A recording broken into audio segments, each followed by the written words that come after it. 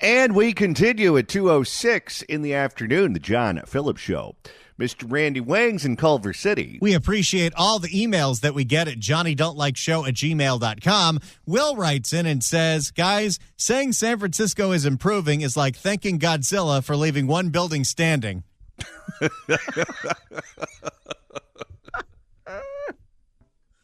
Well, if they have at least one park back for taxpayers to use, that's good news. We don't see those kind of stories in Oakland or Los Angeles. Nope. 800-222-5222 is the telephone number, 1-800-222-5222. It is our pleasure to welcome our next guest to the program. He is the author of the book, A Watchman in the Night, What I've Seen in 50 Years Reporting on America, available online at Amazon.com if you want to give Jeff Bezos more money, or you can go to your local bookstore and pick up a copy there. He's also a former columnist for the Los Angeles Times, and with the turn at that newspaper with the owner, maybe he'd be welcome back yet again. You can follow him on X at Cal Thomas. Cal Thomas, how are you, sir? Well, thank you, John. I'm fine. Yeah, the LA Times used to carry me, and they told me that my syndicated column, which is still in a couple hundred newspapers, got more mail than all of their other columnists combined. So I guess the liberals, when they ran the paper, were afraid of that, and they dumped me some years ago. Well, you have to be thinking, oh, my God, what timing. I was the conservative on the editorial page at the LA Times for years. I leave, and then suddenly they get a rational owner. Yeah, how about that? I wonder if there's a connection. Well, thanks so much for stopping by today, Cal. Great to hear your voice. Thanks. All right.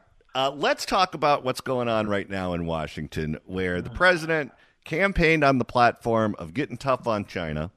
He campaigned on the platform of fixing the trade imbalance that exists between the United States and the rest of the world.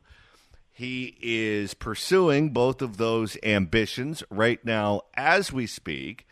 And so far, it looks like he's pretty much separated China from the rest of the world. So there's positive news going on there. But the market has certainly taken a hit.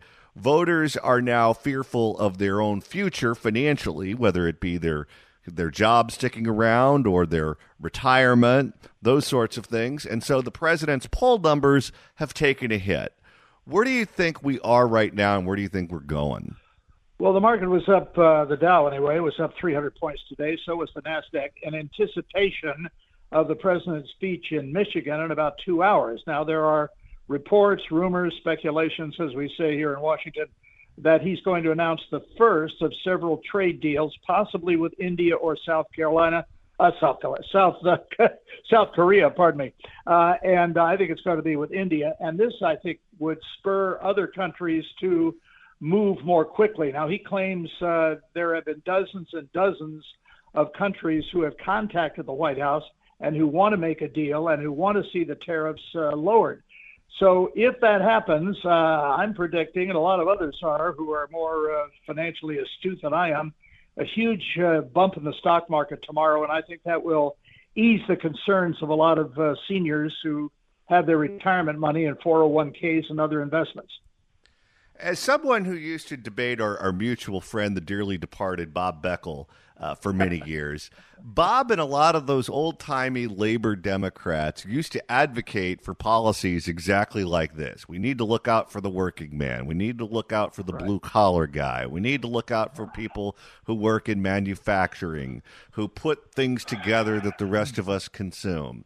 And if China is going to cheat by manipulating currency and stealing our intellectual property and using child labor, then we need to use trade rules to get them to reform their ways. Despite the fact that that's essentially the position they took for years and years and years, and I think if Bob were around today, he'd admit to that. But there was virtually no bipartisanship. Some here and there, maybe from the industrial Midwest, from members who represent districts that are heavily impacted by this. But take your old neighbor, Nancy Pelosi, who is a longtime hawk on China. She's essentially been advocating for all of these policies for a very long time. You read her book about power, the longest chapter was about China, and she essentially said that we should do everything that Donald Trump just did. Why do you think there was no bipartisanship with this? Well, the only thing I learned in physics, John, before I flunked table of contents in college, was that nature abhors a vacuum. And the Democrat Party now has been kidnapped and is being held hostage by the far left. They have no message, no unified message, and the only message they have is more impeachments and that silly scenario last Sunday of a bunch of Democrats sitting on the Capitol steps. And their only leaders, if you can call them that, are Alexandria Ocasio-Cortez and Bernie Sanders. And they're to the left of just about anybody I know. So that message isn't going to get through. I think that, Pelosi and others, as you say, are part of an old Democrat wing that is passing away. They have no leaders. I mean, Chuck Schumer, I think he's going to get replaced. There's, David Hogg, the number 2 at the Democratic National Committee, has actually been threatening these older Democrats with primaries, prompting James Carville to say, wait a minute, I thought we were supposed to be beating Republicans, not each other. So they're in total disarray. Among the young people, the Democrats only have about 27% approval. And, of course, young people were key to Trump's victory last November. So I think the old Democratic Party of labor unions and, as you say, anti-communism and other things is fading away and is being taken over by the hardcore left. That is not going to win them elections. Nancy Pelosi, your old neighbor, is sticking around in Congress. She has not retired. She stepped down as Speaker. She stepped down as Democratic leader, but she has not stepped away from the institution, from the legislature. I think part of it is being driven by the fact that she doesn't think her daughter could win quite yet, so she wants her daughter to replace her, and she wants to make sure the circumstances are just right so that she gets to pick her successor the same way that Sal Burton did, which is how we ended up with Nancy Pelosi. Yeah. Is she driving them crazy by sticking around and hanging out in those caucus meetings and interjecting when she wants to? Because if you're the person that took over for her, which Hakeem Jeffries did, it's got to make it unbelievably difficult to really have control over your caucus when the old leader is standing there watching you. Well, I understand she's posing for a statue at Madame Tussauds, and there won't be any way to tell the difference. Look, when you stay too long at the fair, it's really it's sad, and I think she should retire. Take all of that money that she and her husband have made over cheap labor on their vineyard up there in the Napa Valley, and just go quietly into the night. But some people are so addicted to power in Washington and just being here in Washington, and they just don't feel that their life would have meaning without being here. So I just think it's sad. We've all seen people in sports and in other professions who stayed beyond what their talents, whatever they may be, if you're a Democrat, have allowed them to do. And I just think, it's long past time for her to retire and go gently into the good night. Well, we're here in Southern California. Could you imagine if when John Wooden retired and you were the guy that UCLA hired to be the basketball coach, if John Wooden were to say, I think I'm going to stick around as assistant coach, but don't let me bother you. Yeah. I think people are hungry. We hear this every 4, 8, 12 years. People are hungry for change. They didn't like the bill of goods they were sold with Joe Biden, who was going to be a moderate and a transitional figure, and the media cover-up of his mental decline, which is a scandal of its own. I see Chuck Todd today was defending the media, saying it wasn't their fault. I mean, this is just crazy. I mean, the approval of the media is in the toilet. It's nobody trusts them. Nobody believes the big media anymore. And, this is why I think in terms of Congress and people staying too long, we need term limits. I mean, we got to get these people out of here. They stay too long. I'm basically a political environmentalist. I think members of Congress and trash ought to be recycled because each begin to emit a foul smell if they stay too long. I'm using some of my best material, John. Well, we are in Salt Lake City. We're a big market, damn it. Now, Cal, how do you think that happened? Because you look at presidents in the past, current president, Donald Trump. We have unbelievable access to him. He has the press in that office every day as he's making these executive orders, making declarations. He's showing up all over. He's talking to people at the country club. He's everywhere. He's ubiquitous. Here in California, when Arnold Schwarzenegger was governor, he used to have a tent out in the yard, and you could go smoke a cigar with him if you wanted FaceTime with the governor, members of the legislature, elected officials, people like that. So you didn't have to guess as to what Arnold Schwarzenegger thought about something. If you had a question, you could just go up and ask him. Jerry Brown, you could run into him in the hallway, ask him whatever you wanted. But now it seems like it's a little bit different with a lot of these guys. With Gavin Newsom, you talk to members of the legislature, even Democrats, they have virtually no access to him. He has 9 million security guards all around him. He travels in a caravan. He's flying all over the globe. You can't get FaceTime with him. You can't have a drink with him. You can't have a cup of coffee with him. You can't have a 15-minute meeting with him. It's just not possible. With Joe Biden, it seems like they kept him, and COVID was part of that because they wanted to keep him isolated in the basement to keep him off a ventilator. But they essentially had no contact. Many members of Congress had very minimal contact with him. Some of them did. Some of them knew better. But many of them just couldn't have a meeting with him. They couldn't have FaceTime with him.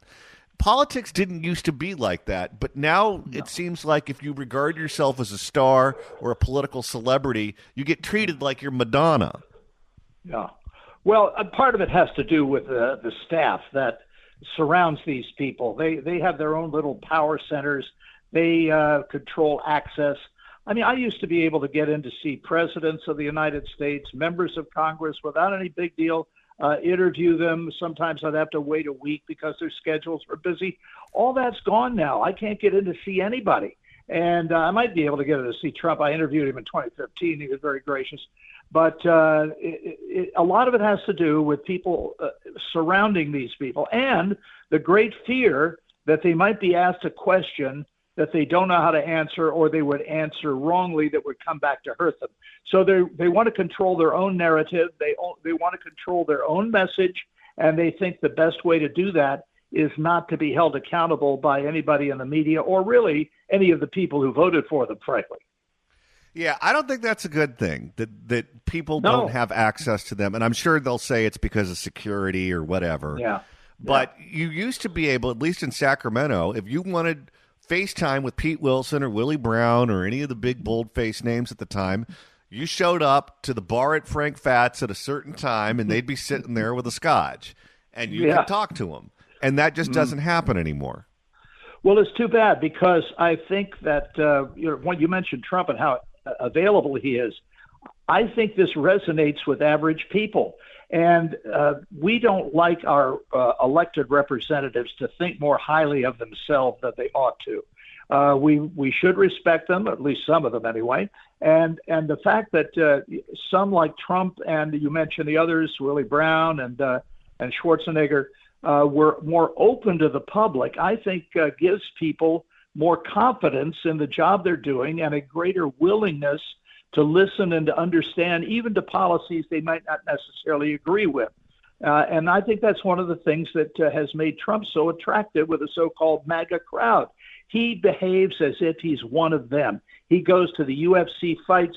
He goes to Daytona and the races. He goes to the Super Bowl. He's a man of the people, and that's how he projects himself. There is no Democrat leader right now, if in fact there are any leaders, who carries that same persona. There is a Democratic congressman from the state of Michigan who looks like he's a Saturday Night Live character, who has now opened up articles of impeachment against Donald Trump. He wants to call for a vote in the House of Representatives over Donald Trump deporting an illegal alien from El Salvador back to El Salvador. What do you make of that? And should the Democrats be hanging their hat on this guy who's got 1,000,001 problems? Yeah. Right. Well, it's not just him. You got Senator Asso from Georgia in the Senate threatening the same thing. This is not going to fly. They're just flailing around. They have nothing. They ran this play before. It's like a football team that runs a play, finds out that it's defended. If you're the coach and you continue to run that same play, you're an idiot. And that's what the Democrats are doing. Impeachment, you're deporting little children. Oh my, look at the horrible things that Trump is doing. It's not flying. It just isn't. Okay, he's down a little bit in the polls, but that is largely a media concoction. I'm telling you, if these deals start coming through on trade and tariffs, you're going to see those approval numbers skyrocket. Talk to me about Donald Trump's worldview, because we've not seen in many, many moons a president who's essentially, and I don't use this term as a pejorative, but he's a lame duck. He never has to face the voters again. And when George W. Bush was a lame duck, he had to deal with issues related to Iraq, and at the very end of his term, he had to deal with the failure of the banks and those sorts of things. And he was knee-deep in problems. You look at Bill Clinton. He had impeachment, and he focused on small ball items. Let's make sure that kids don't see R-rated movies. Fine. What Donald Trump is doing is different. Donald Trump is saying, okay, I'm going to take on big problems that are generational problems, where there is really no short-term political benefit, but we have to do it if we want to stay solvent. We have to do it if we want there to be a country for future generations. And since I don't have to ever face the voters again, I'm going to be the one that's just going to say, all right, someone has to do it. It might as well be me. That's not something we're used to seeing. No, well, that's because he comes from a business background and doesn't see himself as a politician. And he thinks like a businessman. And when you're a businessman in New York City, I don't think there's any tougher real estate market than New York. The other thing is that he is personality driven more than any other recent president. That has its upside and it has its downside. I would say the downside would be on foreign policy. His view that Putin initially, I know him, I like him, and all of a sudden he's starting to turn on him, or that Zelensky is on the wrong side, and that Zelensky was responsible for the Russian invasion. Or if I had been president, this would never have happened. Or if I had been president, there wouldn't have been that terrorist attack in Gaza and all the problems that have resulted. So a personality-driven presidency has its up and down side, and I think that we're seeing that with Trump. The book is A Watchman in the Night, What I've Seen in 50 Years Reporting on America, available online at Amazon.com. You can follow him on X at Cal Thomas. Cal, I could talk to you all day and night. Well, Cal, thanks so much for stopping by. Always a pleasure. Thank you so much, John. If you'd like to email the show, you can do so at johnnydon'tlikeshow@gmail.com. That's johnnydon'tlikeshow@gmail.com. And Randy, with the end of the show quickly approaching, if you want to continue listening to us after we sign off at 3, that's easy to do. Just search for The John Phillips Show wherever you get your podcasts, whether that's the Apple Podcasts app, iHeart, Spotify. Search for The John Phillips Show. Hit subscribe. You can download all the episodes. You can also do what George Gascon does to himself in the middle of the night. Do a Google on YouTube. And check out every episode that we do, whether we're covering all the insanity going on in Oakland or all of the nuttiness at the LA City Council. Did we call Goat Puppet? When you and I were going to school, Randy, K through 12, if we were gone, if we didn't show up and we didn't have an excuse for our absence, the school was on us like white on rice. Truancy, bad. Because their position was showing up for on-campus instruction was the most important thing in the world. And if you weren't there, you were being denied a quality education. Or maybe it just had something to do with the fact that if you weren't there, they didn't get paid. I don't know. But the position they took was it's extremely important for all the kids to be here and to not miss school. If your parents wanted to take you on vacation, the teachers gave you the business. And then COVID hit. And then they told us that nothing really mattered. Stay at home, do it on the computer, who cares? And that's what we did for a couple of years. In Los Angeles, we did it longer than anywhere else. Our learning spaces are special places. Well, now the kids are back at school, and the teachers want a raise, so now they're going to shut the schools down again. That's what's going on in Oakland. Oakland Unified, which is facing a massive budget shortfall, has their teachers threatening to go on a one-day strike on May 1st because they say the school district isn't being open with them about how much money they actually have. So let's cancel class. For more, here is Cron 4.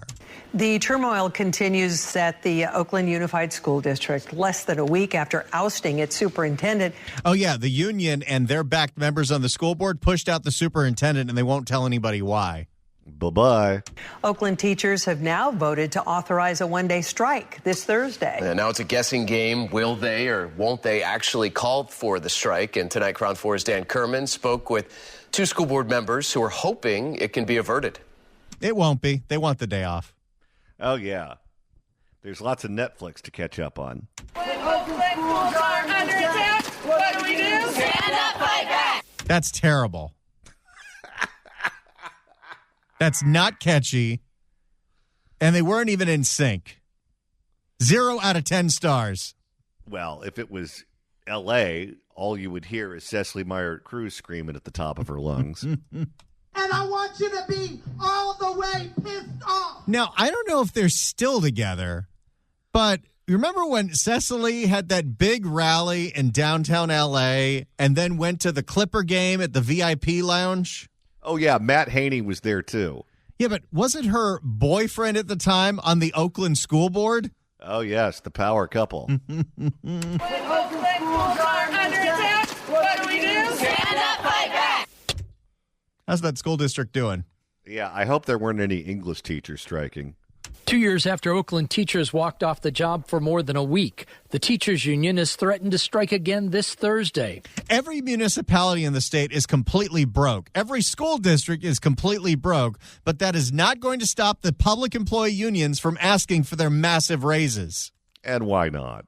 The teachers union has threatened to strike again this Thursday. The Oakland Education Association never responded to Cron 4's request for an interview, but on social media they say the one-day strike action is to compel the district to share basic financial information. Why wouldn't the union want to tell the public what their cause is on a local television channel? Okay, I haven't looked at their books, but I can tell you they're broke. Everyone's broke. OEA has requested for over a year. It seems to be like there is an effort to... Every single teachers union has the same tactic. They all claim that these school districts are coveting like billions of dollars that they could be spending, that they're just keeping in a bank account. A lot of this information is public. You know what the school district spends. You know that revenue, you know that enrollment, for example, is down. But here's the thing, especially with a teachers union, especially with the public sector, it doesn't matter what the books say. They're going to fight and kick and scream to get their raise. And then if the school district is actually broke, they can go back to the state for more money. I think that is really the strategy. Who cares if you push them into bankruptcy? They'll get bailed out. Because voters aren't going to let the schools go under. Every single time there's a ballot measure or some kind of bond to help the school kids, we pass it. So why not bankrupt the schools? Because they'll get bailed out. I mean, if that's a way you can play the game, then there really are no limits in terms of what you can ask for. It seems to be like there is an effort to destabilize our district. And I like this guy's voice. And I see a potential strike as part of that. School board member Mike Hutchinson says the teachers union has not been clear with the public what information they need and why that's worth leaving students without their regular instructors. It really... Imagine if you're a parent. Well, got to find a babysitter on Thursday. But here's the thing. It doesn't matter if it's the teachers going on strike or, I don't know, no water in the fire hydrants. It seems like in this one-party state, Democratic voters are extremely tolerant of very bad government. It really feels like this is just a threat that's being created to try to leverage something out of the district. In a letter to Oakland families Friday, the school district said of approximately 30 information requests, the district has fully responded to all but 2 complex budget-related requests that were recently submitted. We strongly believe these pending items are not a reason to disrupt student learning or the routines of our families. I'm hopeful and that we can resolve this before Thursday. They won't. They're not going to resolve this. They want a whole bunch of money. The school district they have doesn't. No reason. They don't have it. School board president Jennifer Brohard, a former teacher, was careful. Brohard? That's quite a name. Former teacher was careful not to criticize the teachers union, but agreed this late in the school year, it's tough for kids to have their teachers walk out. The teachers union has been critical of budget cuts and layoffs, but Brohard says it's likely. What do you think junior high was like for that person? Sup, Brohard? But Brohard says it's likely that belt tightening will continue. In our spending, we are really going to have to look at. You got to remember, this is a school district that was told for years, you have to close schools. Enrollment is down. And they said, no, we don't. And then they said, our books are fine. Are these things necessities? And if they're not, we're going to have to look at a lot of things that aren't necessities, but we've had. So, I mean, there will continue to be cuts. The school board will meet in closed session at a special meeting Tuesday to discuss the possible strike. Dan Kerman, KRON 4 News. There you go. It looks like the school district is going on strike this Thursday. So if you have a kid in Oakland Unified, you better make alternative plans for Thursday. Well, we know that Robert F. Kennedy Jr. is now the Secretary of Health and Human Services, and he is running that department on the platform of MAHA, Make America Healthy Again. He wants us to stop eating food coloring that's bad for us. He wants us to stop taking pharmaceuticals and drugs that we don't need or could otherwise deal without. And he also wants us to start eating cleaner. And Randy, maybe it's not just him who's internalizing that. Maybe there are a lot of people out there who have stopped eating junk food. It's very sad to have to report this, but a place that I have spent a ridiculous amount of money over the last 30 years is going through some rough times. Jack in the Box is going to close 200 stores. Uh-oh. I used to eat so much Jack in the Box. It's unbelievable. I was on a first-name basis with the guy at the Jack in the Box across the street from my studio apartment in Valley Village. What was your go-to order there? My go-to order was 2 tacos, a Jumbo Jack, a chicken sandwich, a large fries, and a large Diet Coke. Holy hell. Now, I do love fast food. I don't let myself eat it that often, but I love it. Jack in the Box is not one of the ones I go to, though. In fact, if you were to force me to name a menu item at Jack in the Box that I like, the curly fries would probably be at the top of the list. Now, even though you're a born and raised Southern Californian, I'm going to tell you exactly why you never really got into Jack in the Box. Are you ready? Sure. You never smoked pot. That is true. For more on the closures of Jack in the Box, here is CBS San Diego. By the way, Jack in the Box started in San Diego. Now, Jack in the Box declined to provide additional details outside of its news release, so we don't know which locations will close. But, Shannon, as you can imagine, fans are just hoping that the home of their Jack in the Box will... She was about to say Whopper. Jack in the Box will stay open. She was trying to remember what the famous sandwich is, and she couldn't do it. Fans are just hoping that the home of their Jack in the Box will stay open. It's the Jumbo Jack, right? Yes. But at the time, she was about to say Whopper and stopped herself. So she said, the home of your Jack in the Box. Good save.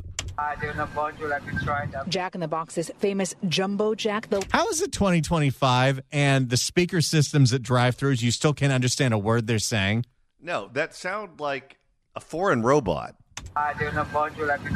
Jack in the... Jack in the Box's famous Jumbo Jack, the late night munchie box, breakfast all day, or their new Smash Jack. Jack in the Box really was the first chain to just start actively advertising to stoners. Do you remember when they used to have the ads on television that got kind of edgy? with Jack, and one of them was Jack sitting around a campfire talking to all of these high school students, and this girl turns to Jack, and mind you, this is an advertisement for a fast food chain, and this girl turns to Jack and goes, "Jack, I think I might be a lesbian." Don't remember that one. Pull that one up on YouTube. What's your favorite? Late night, I got to give me some tacos, but I'm going to go with the spicy chicken sandwich. The extreme sausage, I got to say. Every single one of these people sounds high as a kite. They do. Quite a fan. The fast food favorite first opened in 1951. If you're ordering a breakfast sausage sandwich at 11 o'clock at night, it's because you're stoned out of your mind. I was one of those people. I know. 51 in San Diego on El Cajon Boulevard. Today, with 2,200 stores nationwide, the new CEO just announced the company will close 200 locations. I spoke with customers at the drive-thru about the news. I know it's a San Diego local, amazing establishment, so it sucks to hear that, but I hope this one right here in Claremont stays open because I've been using that one forever. You know, there are so many Jack in the Boxes that pretty much whatever neighborhood you're in, you know which one's the good one and which one's the bad one. Is it like Starbucks where they have them across the street? Sometimes you drive around places like the San Fernando Valley and all the fast food establishments just start repeating over and over and over again on the same street within like a 2-mile radius. Like a cheap movie set? That's right. The late night drive-thru is closing 10% of its stores. I'm a big fan of Jack in the Box. Definitely a stoner. They sound like robots. During a Jack on Track business update, new CEO Lance Tucker did not reveal which locations would close. I'm going to give some of this detail in August when we have, exactly the number of stores and exactly which stores they are identified. So I believe we will be able to give you a pretty good feel for what that looks like at that point, but I'm not prepared to do so today. By year's end, they plan Wait to close... Wait a minute. Is their company spokesman Cooter? Prepared to do so today. By year's end, they plan to close 80 to 100 underperforming stores, and Del Taco's future is uncertain. Wait, what does Del Taco have to do with this? They started in Barstow. Yes, they did. This is perfect. I discovered it a couple of years ago, and I love it. We caught up with... And then they merged with Noggles, and then they got real big in California. This is perfect. I discovered it a couple of years ago, and I love it. We caught up with Jane, who bought 3 Del Taco meals for just $9.99. It is one of the few places where you can still get a pretty damn good deal on fast food. It's a lot of food for $10. This is breakfast, lunch, and dinner. I can't afford McDonald's, I'll be honest. Wouldn't you love to be in her bathroom? No. Jack in the Box purchased Del Taco 3 years ago and is now exploring... I had no idea that Jack in the Box owned Del Taco. Me either. And is now exploring a potential sale of its 600 stores across 17 states. Jack in the Box's second quarter sales are down 4.4%, Del Taco down 3.5%. I didn't realize that swearing off fast food was going to cause this much damage to the economy. So I personally am very sorry. You're responsible for layoffs. The company hopes closures and property sales will generate $300 million. Fans worry this could be the end of an era. Iconic, yeah. The Super Bowl ads, the commercial, it's everywhere. It's sad to hear that a company like this has got to close 200 stores. It's kind of telling to what's going on greater, in the world right now. And part of the problem here is that in the last 5 years, I would say prices for almost everything at a place like Jack in the Box has gone up 50%. It is no longer cheap to get fast food. Oh, no, it's pricey. The first round of closures, which is projected to be about 80 to 100 stores, will close by the end of this year, with a total of 200 locations closing in the next 18 months. Shannon? Sad news for many, Abby. Now, other than Taco Bell, a lot of fast food chains have announced financial struggles. So how does Jack in the Box plan to compete? Wait, why is Taco Bell still doing well? I don't know. I think they have a pretty expansive value menu, don't they? They do. Also, their meat, it's not really meat. It's like a powder. CEO says that many of its financial struggles actually stemmed from some of its IT troubles, so they hope to improve that. But then the head of marketing also was on that call, and he mentioned that they're working to rebrand its Munchie Meal. So we'll just have to wait and see. It's not targeted enough to stoners. That's the problem. Yeah, that's not even coded language.